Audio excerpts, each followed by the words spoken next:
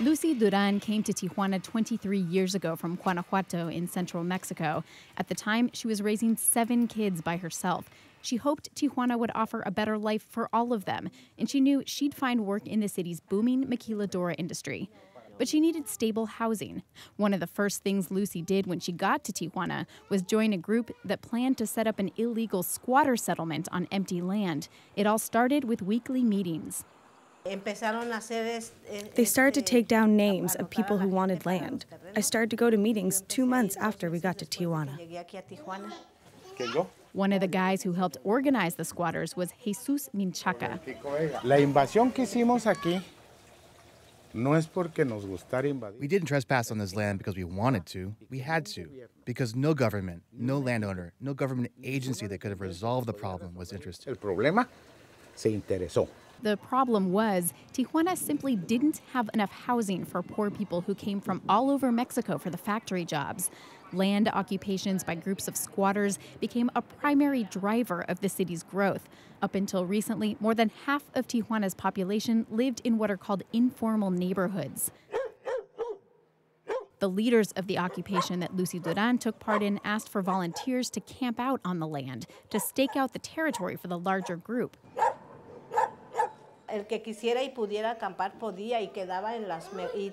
Those who wanted to and were able to camp out could claim the best plots of land, but everyone had to stay together because the police would come and try to kick people out. Lucy's daughters wouldn't let her camp out. They said it was too dangerous, so the family ended up with a piece of land on a steep, sandy hill. So this was all hill. They built one small room out of wood torn off of discarded pallets.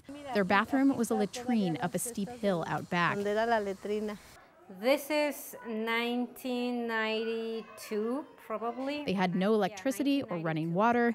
The streets were unpaved and dusty. Squatters were told that if they were willing to sacrifice like this, eventually the city would have to recognize the neighborhood and bring in basic services. And it did. Minchaca's role was chief negotiator for the squatters. Es que a mí me encanta ir a las oficinas de gobierno. I love to go to government offices and turn in documents. First, making a friendly request. And then, answer me. And now I'm going in person. Now it's beyond paperwork.